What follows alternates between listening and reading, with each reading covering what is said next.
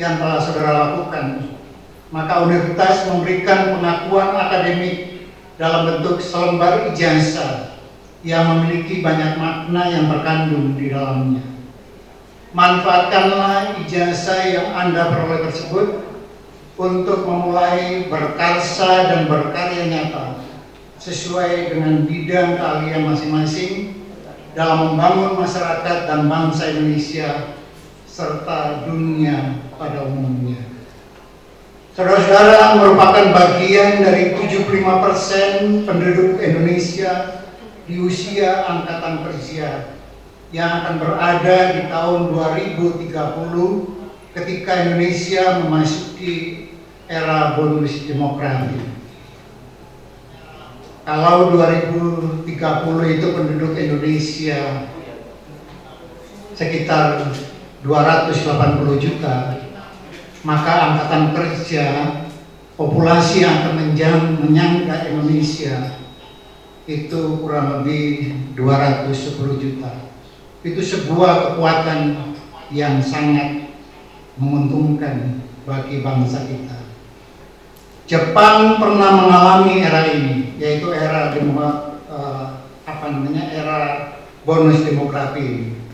Dan saat itu produk-produk Jepang membanjiri pasar dunia dan berdampak pada runtuhnya beberapa produk di Eropa maupun Amerika seperti produk otomotif, produk elektronik, dan itu membuat banyak produk-produk itu mengalami kebangkrutan di awal tahun 1980-an. Korea Selatan saat ini menikmati bonus demografinya setelah selama 50 tahun mereka mempersiapkannya dengan baik. Dan kita semua mengetahui bagaimana tingkat kemajuan Korea Selatan saat ini. Karena itu, kalau saat ini pemerintah kita sedang mempersiapkan bagaimana penduduk angkatan kerja yang akan memasuki bonus demografi dengan segala persiapannya, itu semua dalam rangka untuk membuat Indonesia bisa memberi warna terhadap kemajuan bangsa kita ke depan. Oleh karenanya, saudara-saudara harus memulai menggoreskan lembaran baru kehidupan profesional Anda sekalian melalui langkah awal dalam memasuki dunia kerja dan menciptakan lapangan kerja baru. Tingkatkan kemampuan Anda, pertajam terus daya nalar melalui literasi iptek dan juga literasi kemanusiaan serta spiritualitas, karena dengan modal itu hidup akan lebih bermakna. Kuasailah teknologi informasi dan jadilah trendsetter perubahan ke arah yang lebih baik. Sebagai rektor, saya titipkan citra alma mater lewat tindakan, etos kerja, dan integritas sebagai alumni Universitas Kanjuruhan Malang dengan tetap berpegang teguh pada nilai-nilai kebenaran agama, ilmu pengetahuan, dan kebajikan sosial. Cita-cita mulia akan memberdayakan Anda semua untuk melampaui setiap rintangan yang dihadapi. Tetaplah fokus dan ingatlah bahwa kehidupan ini hanya akan bermakna jika Anda keep and impactful. Terbukalah terhadap perubahan dan manfaatkan itu sebagai peluang untuk meraih sukses. Belajarlah dari hari kemarin, hiduplah untuk hari ini, dan berharaplah untuk hari esok yang berhenti bertanya. Demikian kata Albert Einstein.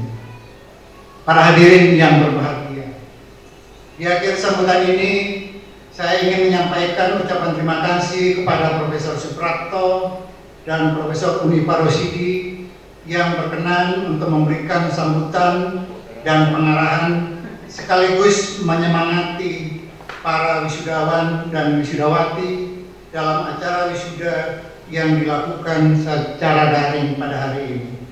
Kami mohon maaf baik pada kedua profesor ini dan juga pada para peserta apabila dalam pelaksanaan wisuda secara daring ini terdapat kendala teknis dalam proses online.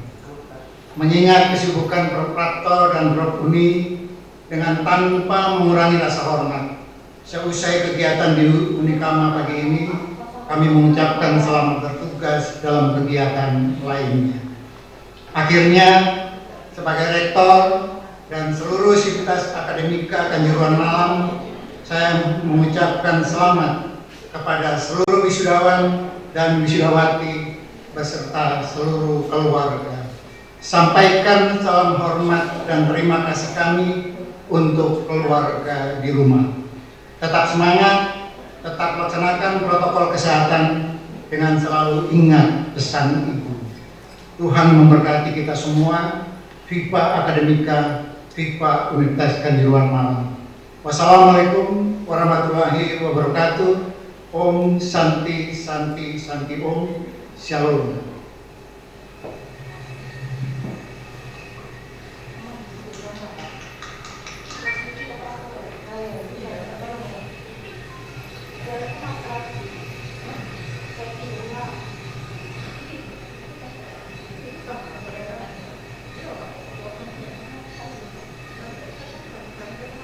Sambutan Kepala LLDT Wilayah 7 Jawa Timur oleh Bapak Profesor Dr. Insinyur Suprapto DI.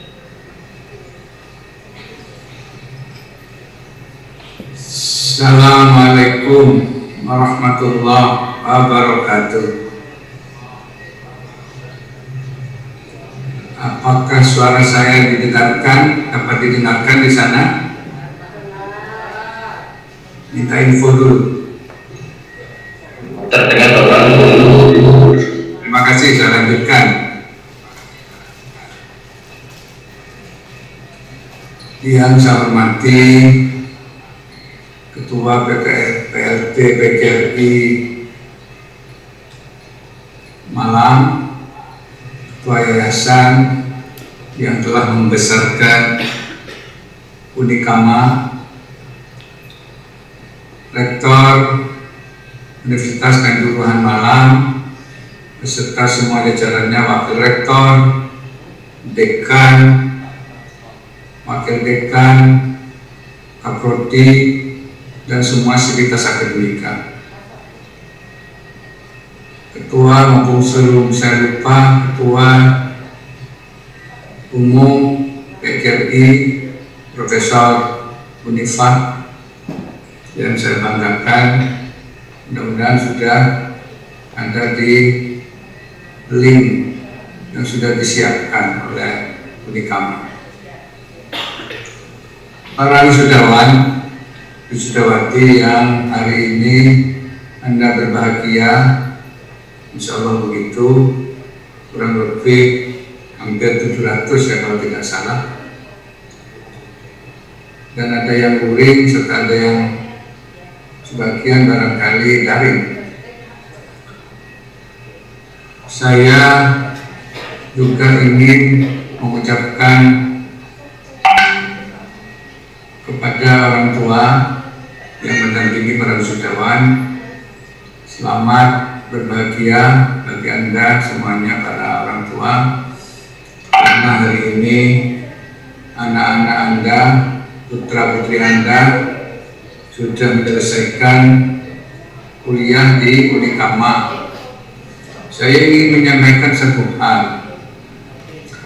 Saya biasanya hadir di ruangan seperti yang tertampil itu. Saya biasanya berdiri di podium dan menyampaikan sesuatu hal. Tapi alhamdulillah juga bahwa tanpa mengurangi rasa bahagia saya menyampaikannya dari kantor saya, sehingga kalau saya tidak memakai masker karena saya sendirian di kantor ini, jadi tidak apa-apa. Kalau di tempat sana di Kanjuruhan semuanya pakai masker, jadi saya tidak pakai masker. Kalau saya terangkan saya sendirian di kantor. Hal yang ingin saya sampaikan kepada semuanya para wisudawan, bahwa Anda sudah diluluskan dari sebuah perguruan tinggi yang menurut catatan saya dari tahun ke tahun, bahkan tahun terakhir ini adalah perguruan tinggi yang berkinerja baik. Ya, berkinerja baik artinya banyak hal yang sudah diusahakan oleh baik yayasan maupun para pimpinan, sehingga nilai-nilai yang penting untuk pelaksanaan pembelajaran, sarana prasarana, suasana di kampus itu oleh kementerian maupun LDIK wilayah 7 dinyatakan perguruan tinggi ini berkinerja baik. Saya ingin menyampaikan kenapa demikian. Di tahun 2020, saya ambil contoh di tahun 2020, Universitas Kanjuruhan itu dari seluruh perguruan tinggi di Indonesia yang jumlahnya 3.639, ya 3.639 dari seluruh Indonesia, mau PTN mau BTS, di tahun 2000 ini Universitas Kanjuruhan menempati ranking ke-89. Kita beri aplaus dulu kepada Universitas Kanjuruhan karena sudah dapat menempati ranking 100 besar, yaitu 89. Dan perlu saya tegaskan bahwa kalau sudah menempati 89 itu ranking yang bagus. Kenapa? Karena jumlah PTS yang jumlah PTN maksud saya itu 120. Berarti Universitas Kanjuruhan, sebuah PTS yang ada di Jawa Timur, sudah mengalahkan beberapa PTN yang ada di Indonesia. Kita beri aplaus lagi kepada Universitas Kanjuruhan. Jadi ini bukti bahwa Universitas Kanjuruhan itu bagus, ya, ranking 89 dari 3.691 dan sudah mengalahkan PTN-PTN, sebagian PTN yang ada di Indonesia yang jumlahnya 120. Jadi itu satu hal. Kemudian tentu kalau saya meranking seluruh Jawa Timur yang jumlah perguruan tingginya ada 330 begitu, maka Universitas Kanjuruhan itu menempati ranking ke-24 dari 330. Jadi juga merupakan perguruan tinggi yang bagus di Jawa Timur, makanya di Indonesia juga bagus. Jadi sejalan lah gitu ya penilaiannya. Saya kira itu. Kemudian kalau mau di ranking Semalang, Kota Malang dan sekitarnya, di Kota Malang itu ada sekitar 56 atau 60 perguruan tinggi, maka Unikama itu menempati ranking ke-6. Jadi sebuah prestasi juga yang bagus. Jadi Anda semuanya para wisudawan harus bangga dengan Unikama. Saya bangga kinerjanya makin lama dibandingkan dengan sebelumnya. Unikama itu berkinerja tambah lama tambah naik. Para wisudawan dan para pimpinan, tentu saya ingin menyampaikan satu hal penting kepada Anda semuanya, bahwa zaman COVID ini, pandemi COVID adalah hal yang susah. Susah kata orang-orang yang tidak bisa mengantisipasinya, tidak bisa melakukan tindakan-tindakan. Tetapi sebetulnya COVID itu membuat kita, masyarakat Indonesia, terutama para dosen dan para mahasiswa itu lebih kreatif dibandingkan tidak ada COVID. Contohnya, kok bisa demikian? Mahasiswa itu lebih kreatif, bisa membuat APD, bisa kreatif melakukan penyuluhan kepada masyarakat, bisa membuat alat pelindung diri yang dulunya tidak terpikirkan barangkali. Maka dengan adanya COVID itu bisa dilakukan. Ini lebih kreatif artinya. Dosen-dosen juga demikian, yang dulunya tidak bisa mengajar secara online melalui sistem IT, Zoom dan sebagainya, maka dengan adanya COVID toh bisa melaksanakan. Ini berkat adanya pandemi COVID, harus kita akui. Jadi banyak hal positif yang bisa kita raih kalau itu bisa, ya. Hanya orang-orang tertentu yang bisa melakukan itu. Jadi intinya pandemi COVID itu meningkatkan kreativitas kita semuanya, dan itu harus kita akui. Nah, di sisi lain tentu saja banyak kelemahan ya, yang banyak hal yang harus kita lakukan pembenahan. Misalkan, dengan adanya COVID bisa terjadi yang disebut dengan loss of learning, ya. Loss of learning, kehilangan proses pembelajaran. Kenapa? Bisa jadi karena dosen-dosennya yang tadi saya katakan mengajarnya berkurang.